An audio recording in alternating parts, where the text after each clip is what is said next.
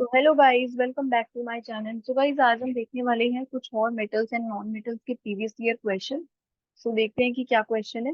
So question number first से देखते हैं। Question first, what is concentration of an ore and why is it necessary to concentrate an ore before processing? Name an ore of mercury and copper. So सबसे पहले हम concentration of an ओर, इससे पहले हम देखेंगे कि ओर्स क्या होते हैं बेसिकली। ठीक है, ओर्स हमारे पास क्या होते हैं। सो देखते हैं कि ओर्स क्या होते हैं। अब देखो, ये जो हमारे ओर्स है, ठीक है, इससे भी पहले हम देखते हैं कि मिनरल्स मिनरल्स क्या होते हैं। सो देखो, मिनरल्स तो हमारे वो एलिमेंट्स होते हैं और वो कंपाउंड्स होते हैं जिसको हम नेचर से डायरेक्टली ऑब्टेन करते हैं। डायरेक्टली हम इसको नेचर से लेकर आओ।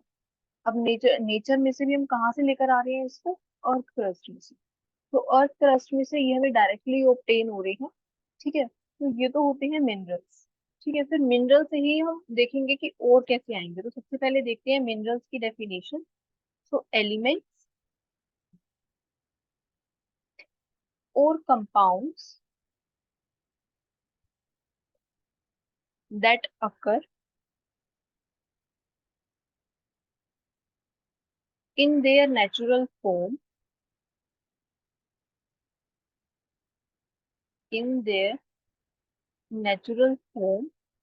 ठीक है, सो एलिमेंट्स और compounds that occur in their natural form. ठीक है, सो ये नेचुरल फॉर्म में होते हैं और कहाँ पर प्रेजेंट रहते हैं? In the earth crust, in the earth crust. ठीक है, आर नोन एज मिनरल्स। तो ये हो गई मिनरल्स की डेफिनेशन। इसके बाद आते हैं हम अपने ओर्स पर कि ओर्स क्या होती है। अब देखो, ये जो ओर्स है ना, ये बेसिकली मिनरल से ही आते, मिनरल से ही हमारे ओर्स आते हैं। ठीक है, आप देखोगे कि हम मिनरल से ओर्स को कैसे लेकर आते हैं। देखो, आप सिंपली बाय हैंड पिकिंग भी कर सकते हो। जैसे आपने मिनरल्स है और मिनरल में से आपने सेपरेट कर लिया कि हाँ, ये जो है ये ओर्स है हमारे पास। अब देखो, ओर्स भी हमें कैसे देखना है। ओर्स हमारे पास वो मिनरल्स हैं। ठीक है, ओर्स हमारे पास वो मिनरल्स होते हैं जिसे हम अपने किसी पर्पस के लिए यूज कर सकते हैं। ठीक है, जैसे हम अपने मेटल्स के एक्सट्रैक्शन में यूज कर सकते हैं, तो वोवले ओर्स हमें लेकर आते हैं। ये वोवले मिनरल्स आप कह सकते हो, हमें देखना है। ठीक है, सो आप यहाँ से लिख सकते हो कि मिनरल्स, मिनरल्स, तो वो minerals from which, from which metal can be extracted. ठीक है, तो वो मिनरल्स हमें देखना है कि जिससे हम अपने मेटल्स जो है वहां से एक्सट्रैक्ट कर सके। ठीक है, सो वोवले मिनरल्स जहाँ से हम अपने मेटल्स को एक्सट्रैक्ट कर सके। मेटल कैन बी एक्सट्रैक्टेड, ठीक है, फॉर फॉर आवर पर्पस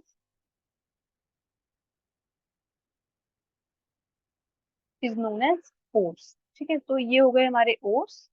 तो वो मिनरल्स जहाँ से हम अपने मेटल्स को एक्सट्रैक्ट कर सकते हैं अपने पर्पस के लिए। ठीक है, अपने यूज के लिए।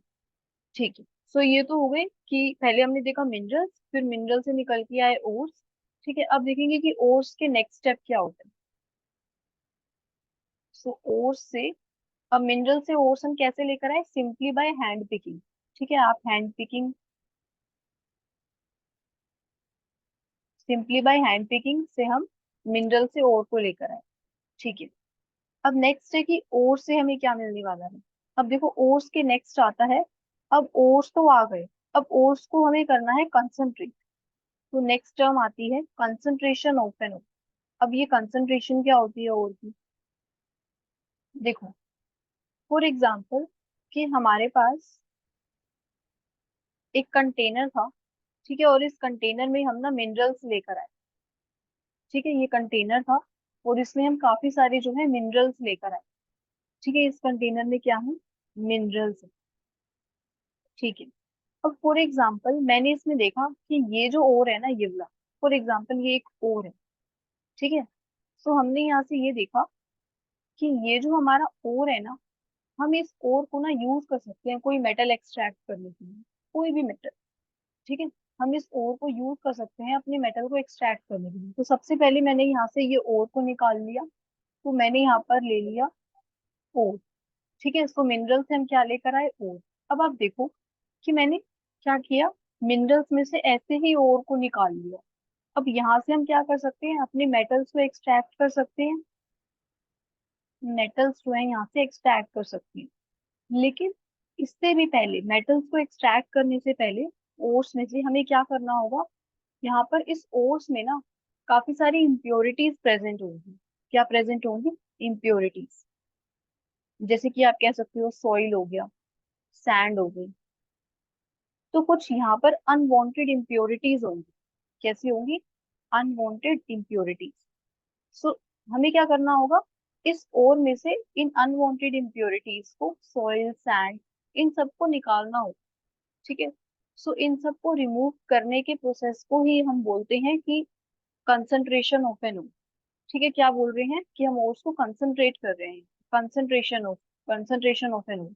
ठीक है, तो सबसे पहले स्टेप ये है कि हमें इसको क्या करना है, रिमूव करना है अपनी अनवांटेड इम्प्योरिटीज को जो प्रेजेंट थी ओर में।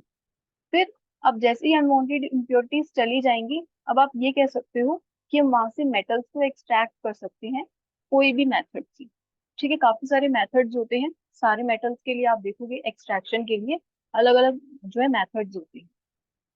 ठीक है, तो अभी हमने ये देखा कि कंसंट्रेशन ऑफ एन ओर क्या होती है, कि अनवांटेड इम्प्योरिटीज को रिमूव करना। ठीक है, सो यहाँ पर हम देखते हैं कि कंसंट्रेशन ऑफ एन ओर क्या होती है। So basically concentration of an ore होती है to remove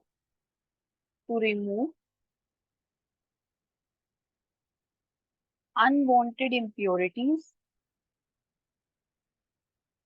to remove unwanted impurities such as sand or soil from the ores। ठीक है, सो हमने यहाँ क्या किया, जो हमारी अनवांटेड इम्प्योरिटीज थी, सैंड और सॉइल, जो ओर्स में पहले से ही थी, उनको रिमूव करेंगे। ठीक है, ठीक है, सो नेक्स्ट अब देखो, यहाँ तो हमने देख लिया कि कंसंट्रेशन ऑफ एन ओर क्या होती है यहाँ पर। अब नेक्स्ट है कि why is it necessary to concentrate an ore. अब हम कर क्यों रहे हैं ऐसा, हम ओर को कंसंट्रेट क्यों कर रहे हैं बिफोर प्रोसेसिंग या बिफोर एक्सट्रैक्टिंग एनी मेटल। ठीक है, हम मेटल्स को एक्सट्रैक्ट करने से पहले ये प्रोसेस क्यों फॉलो कर रहे हैं। सो बेसिकली जो जो कंसंट्रेशन ऑफ एन ओर है, हम इसको इसलिए यूज करते हैं ताकि जो इम्प्योरिटीज हैं, जो इम्प्योरिटीज हमारी ओर्स में प्रेजेंट हैं, वो हमारी मेटल्स में ना आ जाए। जैसे आफ्टर एक्सट्रैक्शन आप ये कह सकते हो, हमें क्या चाहिए कि जो आफ्टर एक्सट्रैक्शन है, हमें मेटल प्योर फॉर्म में चाहिए। आफ्टर एक्सट्रैक्शन जो मेटल हो वो कैसा हो, प्योर हो, उसमें कोई इम्प्योरिटीज ना आए।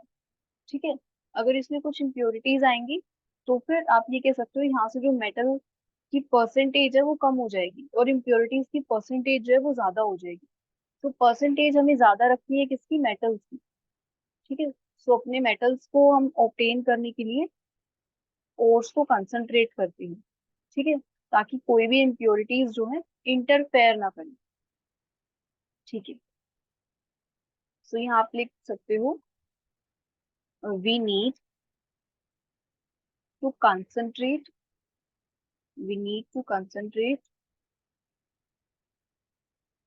we need to concentrate ore so that the unwanted impurities so that the unwanted impurities do not interfere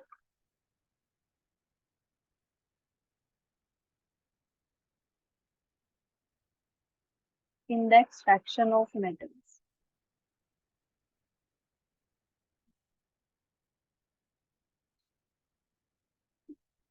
ठीक है, सो ये हो गई हमारी डेफिनेशन किस चीज की, कि हमें कंसंट्रेट क्यों करना है ओर को, सो दैट जो अनवांटेड इम्प्योरिटीज है, ठीक है, हम उसको रिमूव कर सके।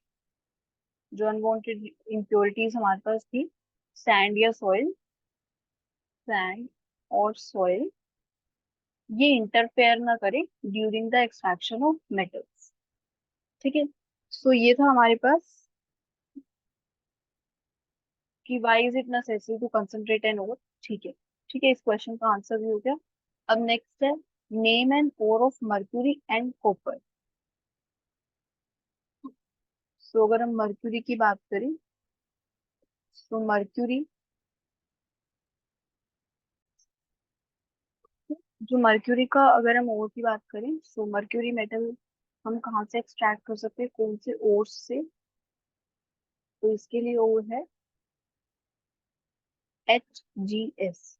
सो ये है मर्क्यूरी का सिंबल Hg, और ये है सल्फर H।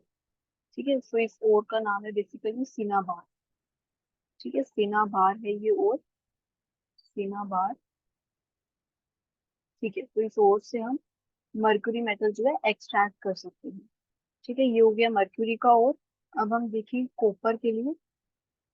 तो कॉपर के लिए अगर हम ओर की बात करें, तो यहाँ होता है कॉपर पाइराइट। कॉपर पाइराइट का फॉर्मूला होता है CuFeS2। तो ये है बेसिकली कॉपर पाइराइट। तो एक ये और है, कॉपर पाइराइट से भी हम कॉपर मेटल एक्सट्रैक्ट कर सकते हैं। और एक और है, तो इसका नेम है Cu2S। ठीक है, तो एक ये है कॉपर पाइराइट, और एक ये है Cu2S। तो ये है, इस और का नाम है कॉपर ग्लैंड्स। ठीक है, तो ये दोनों ओर्स हम यूज कर सकते हैं कॉपर के एक्सट्रैक्शन के लिए। ठीक है, तो कॉपर पाइराइट हो गया, कॉपर ग्लैंड्स, और मर्क्यूरी के लिए हमने लिखा सिनाब। ठीक है, सो ये तो था हमारे पास कि name and ore of mercury and copper. ठीक है, अब ये ओर है हमारा मर्क्यूरी एंड कॉपर का। ठीक है, अब देखते हैं जरा इस क्वेश्चन सेकंड में। सो देखो यहाँ पर क्या है, क्वेश्चन सेकंड है, why is it non metals do not displace hydrogen from dilute acids. अब देखो, जो नॉन मेटल्स होते हैं वो हाइड्रोजन H2, हाइड्रोजन गैस क्यों नहीं लिबरेट करते फ्रॉम डाइल्यूट एसिड्स? देखो, जैसे हमारे पास मेटल्स होते हैं, हम क्या कहते हैं, मेटल्स जब रिएक्ट करते हैं डाइल्यूट एसिड्स के साथ, तो यहाँ से क्या फॉर्म होता है बेसिकली, सोल्ट, सोल्ट फॉर्म होता है। ठीक है, मेटल्स जब रिएक्ट करते हैं डाइल्यूट एसिड्स के साथ, सोल्ट फॉर्म होता है, और इसके साथ में H2 गैस ये लिबरेट होती है। ठीक है, लेकिन ऐसा क्यों नहीं होता कि नॉन मेटल्स रिएक्ट करें, नॉन मेटल्स रिएक्ट करे डाइल्यूट एसिड्स के साथ, और यहाँ से जो है H2 लिबरेट हो? ठीक है, तो ये नहीं होता। ठीक है, तो ऐसा क्यों है? तो देखो बेसिकली, जो हमारे नॉन मेटल्स होते हैं ना, वो रिएक्ट नहीं करती। अब ऐसा क्यों? अब इसका आप आंसर रिएक्टिविटी सीरीज से भी दे सकते हो, और देखो हम इसको ऐसे भी समझ सकते हैं। देखो, अगर मैं मेटल्स की बात करूँ, ठीक है, इस वाले रिएक्शन की, तो जैसे जिंक हो गया। ठीक है, जिंक हो गया, तो जिंक के साथ अगर हमने ले रखा है डाइल्यूट HCl, ठीक है, तो यहाँ से क्या फॉर्म होने वाला है, जिंक क्लोराइड। ठीक है, जिंक जो है इसके साथ जाके कंबाइन हो जाएगा Cl के साथ, और हमें यहाँ से मिलने वाला है H2। ठीक है, ये जो H प्लस था, ये किस में कन्वर्ट हो गया, H2 में। अब देखो जरा, यहाँ पर इसके ऊपर चार्ज था, इस हाइड्रोजन के ऊपर +1 का चार्ज था, और यहाँ पर इसके ऊपर चार्ज है 0। ठीक है, कोई भी चार्ज नहीं है, न्यूट्रल है ये H2। ठीक है, इसके ऊपर कोई चार्ज नहीं है, तो यहाँ पर 0। अब जरा देखो, यहाँ से +1 से 0 गया ना। ठीक है, तो यहाँ से बेसिकली इलेक्ट्रॉन्स लॉस हुए या फिर गेन हुए? यहाँ से इलेक्ट्रॉन इसने गेन किया ना एक, जैसे H प्लस है, H प्लस अगर एक इलेक्ट्रॉन गेन करेगा तभी तो H2 में कन्वर्ट होगा। या फिर अब इसको ऐसे भी लिख सकते हो, बैलेंस कर दो, तो दो H प्लस थे और इसने 2 इलेक्ट्रॉन गेन किए, तभी तो H2 मिला ना। सो इलेक्ट्रॉन्स यहाँ पर क्या हो रहे हैं, गेन हो रहे हैं। अब देखो अगर इसने इलेक्ट्रॉन गेन किए हैं, अब जरा जिंक की देखते हैं। जिंक की बात अगर हम करें तो जिंक क्या है अभी जीरो। ठीक है, इसके ऊपर चार्ज है जीरो, कोई चार्ज नहीं है जिंक पर। अब जरा यहाँ देखो, यहाँ पर क्या है रहता है Zn+2 और ये Cl-।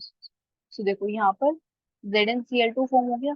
तो इट मीन्स जिंक के ऊपर कौन सा चार्ज था, +2 का यहाँ पर, और यहाँ था जीरो का।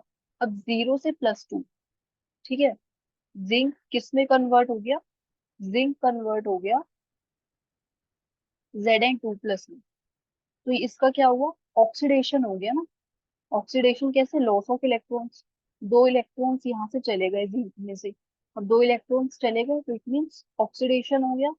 और आप कह सकते हो कि लॉस ऑफ इलेक्ट्रॉन्स, इलेक्ट्रॉन्स यहाँ से बाहर चले गए रिएक्शन से। अब जरा यहाँ देखो, यहाँ इलेक्ट्रॉन गेन हुए दो और यहाँ से बाहर गए। ठीक है, ये तो थे किसके, हमारे मेटल्स की बात। बिकॉज मेटल्स के केस में जनरली क्या होता है, मेटल्स के केस में होता है लॉस ऑफ इलेक्ट्रॉन्स। आप जहां पर भी देखोगे वहां पे आपको इलेक्ट्रॉन्स बाहर जाते हुए दिखेंगे रिएक्शन के। मेटल्स के केस में मीन्स मेटल का ऑक्सीडेशन हो रहा है। ठीक है, अब ऐसे अगर हम नॉन मेटल्स की बात करें, नॉन मेटल्स में क्या होता है, नॉन मेटल्स जैसे कि हमारे पास सल्फर हो गया। ठीक है, सल्फर हो गया या क्लोरीन हो गया। ठीक है, तो ये नॉन मेटल्स में क्या होता है बेसिकली, नॉन मेटल्स हमेशा इलेक्ट्रॉन्स गेन करते हैं। क्या करते हैं, गेन मीन्स इनका रिडक्शन होता है। ठीक है, अब देखो यहाँ हमें पता है कि H+ का जो ये एसिड है, डाइल्यूट एसिड हमने जो ले रखा है, तो इस H+ का क्या होने वाला है, रिडक्शन। अगर इसका रिडक्शन होने वाला है तो जैसे अगर मेटल्स के साथ रिएक्ट कर रहा है तो इनका क्या होने वाला है, ऑक्सीडेशन। तो ये रेडॉक्स रिएक्शन हो गई है, तो इनका ऑक्सीडेशन हो गया मेटल्स का, और जो H+ था डाइल्यूट एसिड से आ रहा था, इनका रिडक्शन हो जाएगा। ठीक है, ये तो एक रेडॉक्स रिएक्शन होगी। लेकिन नॉन मेटल्स को जैसे हम देख रहे थे, तो नॉन मेटल्स में क्या होता है, गेन करते हैं ये इलेक्ट्रॉन्स। अब इलेक्ट्रॉन गेन करेंगे मीन्स इनका रिडक्शन होगा, और यहाँ पर आप देखो इसका भी रिडक्शन हो रहा है। तो कोई ऑक्सीडेशन के लिए नहीं है यहाँ पर। तो मेटल्स का क्योंकि ऑक्सीडेशन होता है इस वजह से ये रिएक्ट करते हैं डाइल्यूट एसिड्स के साथ। बट सारे मेटल्स रिएक्ट नहीं करते डाइल्यूट एसिड्स के साथ। ठीक है, डाइल्यूट एसिड्स के साथ सारे मेटल्स रिएक्ट नहीं करते, अभी हम देखेंगे वो भी। लेकिन अभी अगर हम नॉन मेटल्स की बात करें, तो नॉन मेटल्स क्यों भी रिएक्ट कर रहे हैं, बिकॉज ये इलेक्ट्रॉन गेन करेंगे, इनका रिडक्शन होगी। और यहाँ पर रिडक्शन तो हो ही रहा है ऑलरेडी, एसिड का, जो डाइल्यूट एसिड था इसका ऑलरेडी रिडक्शन हो रहा है, तो इसका रिडक्शन नहीं हो सकता। ठीक है, नॉन मेटल्स में। तो इसलिए नॉन मेटल्स को हम, जो नॉन मेटल्स है वो H2 जो है नहीं डिस्प्लेस करेंगे डाइल्यूट एसिड्स में से। ठीक है, अब सारे मेटल्स का रिडक्शन नहीं होता, मीन्स ऐसा नहीं है कि सारे मेटल्स हैं, ठीक है, इन सब का रिडक्शन हो जाए और आफ्टर रिडक्शन जो है मीन्स इन मेटल्स का रिडक्शन हो जाए। ठीक है, मेटल्स का रिडक्शन नहीं होगा बेसिकली, कि मेटल्स जो है रिएक्ट कर जाए डाइल्यूट एसिड्स के साथ और मेटल्स का ऑक्सीडेशन हो जाए और इस H+ का रिडक्शन हो जाए। तो ऐसा नहीं होगा, ये जो H था इसका रिडक्शन होके H2 बन जाएगा ये। ठीक है, और यहाँ से मेटल का सॉल्ट बनेगा। तो मेटल का यहाँ से जैसे अगर हमने जिंक का भी बात की, तो जिंक Zn2+ में कन्वर्ट हो रहा था, इसका ऑक्सीडेशन हो रहा था, और जो एसिड था इसका रिडक्शन हो रहा। ठीक है, तो ऐसा कब होगा कि कौन कौन मेटल्स जो है H2 गैस देंगे, लिबरेट करेंगे। तो देखो जितने भी हमारे हाइड्रोजन से ऊपर हैं, जो से भी मेटल्स हमारे हाइड्रोजन से ऊपर हैं, वो सारे हाइड्रोजन से ज्यादा रिएक्टिव। ठीक है, तो इट मीन्स वो जिंक को डिस्प्लेस कर देंगे। ठीक है, जिंक को डिस्प्लेस कर देंगे ना यहाँ से, और H2 बाहर चला जाएगा। लेकिन जैसे कॉपर हो गया, अब कॉपर जो है, कॉपर और डाइल्यूट HCl की अगर हम बात करें, तो देखो ये जो हाइड्रोजन है H, और ये जो कॉपर है, अब कॉपर नीचे आ रहा है ना हाइड्रोजन के। ठीक है, अगर कॉपर नीचे आ रहा है, क्योंकि आप देख सकते हो ये लीस्ट रिएक्टिव है। ठीक है, अगर हम टॉप से बॉटम जाएंगे, टॉप टू बॉटम, तो हमारी रिएक्टिविटी डिक्रीज होगी। ठीक है, जैसे पोटेशियम सबसे ज्यादा रिएक्टिव होता है, फिर आप देखो गोल्ड लीस्ट रिएक्टिव है। ठीक है, सो देखो यहाँ पर अगर हम कॉपर की बात कर रहे थे, अब कॉपर जो है हाइड्रोजन के नीचे आ रहा है ना, तो इट मीन्स यहाँ से ये जो कॉपर है ये इसको डिस्प्लेस नहीं कर सकता क्लोरीन को। ठीक है। सो मीन्स अगर ये डिस्प्लेस कर देगा तो ये कॉपर के साथ जाके कंबाइन हो जाएगा। किसको डिस्प्लेस नहीं कर सकता? हाइड्रोजन। हाइड्रोजन को नहीं डिस्प्लेस कर सकता और सीएल के साथ जाके कंबाइन नहीं होगा। मीन्स ये प्रोडक्ट हमारा फॉर्म नहीं होने वाला। बेसिकली कॉपर और डाइल्यूट HCl की ना कोई रिएक्शन ही नहीं होती, नो रिएक्शन। और इसका रीजन जो है ये रिएक्टिविटी सीरीज ही है। बिकॉज जो कॉपर होता है वो कम रिएक्टिव है इस हाइड्रोजन से, इस वजह से ये इसको डिस्प्लेस नहीं करेगा। ठीक है। लेकिन जिंक अगर आप देखो, जिंक आप देखो हाइड्रोजन के ऊपर है ना। ठीक है। जिंक हो, आयरन हो, एल्यूमिनियम, मैग्नीशियम, ये सारे डिस्प्लेस कर देंगे H2 गैस। ठीक है। जिंक कर रहा था बिकॉज जिंक जो है वो ज्यादा रिएक्टिव है एज कंपेयर टू हाइड्रोजन। ठीक है। तो ये रिएक्शन तो पॉसिबल थी कि यहाँ पर ZnCl2 बन रहा था, लेकिन ये पॉसिबल नहीं है। अब इसी टाइप से मर्क्यूरी भी नहीं देगा, H2 गैस लिबरेट नहीं करेगा, सिल्वर भी नहीं, गोल्ड भी नहीं, तो ये सब नहीं करते। किसके साथ? ये डाइल्यूट एसिड्स के साथ रिएक्ट नहीं करेंगे। No reaction with dilute acid. ठीक है। तो सिर्फ वही रिएक्ट करेंगे डाइल्यूट एसिड के साथ जो हाइड्रोजन से ऊपर है, मेटल्स। ठीक है। तो ये वो मेटल्स है जो रिएक्ट करेंगे, और जो मेटल्स हाइड्रोजन के नीचे हैं वो रिएक्ट नहीं करेंगे डाइल्यूट एसिड से। So that's all for today. Thank you so much for watching.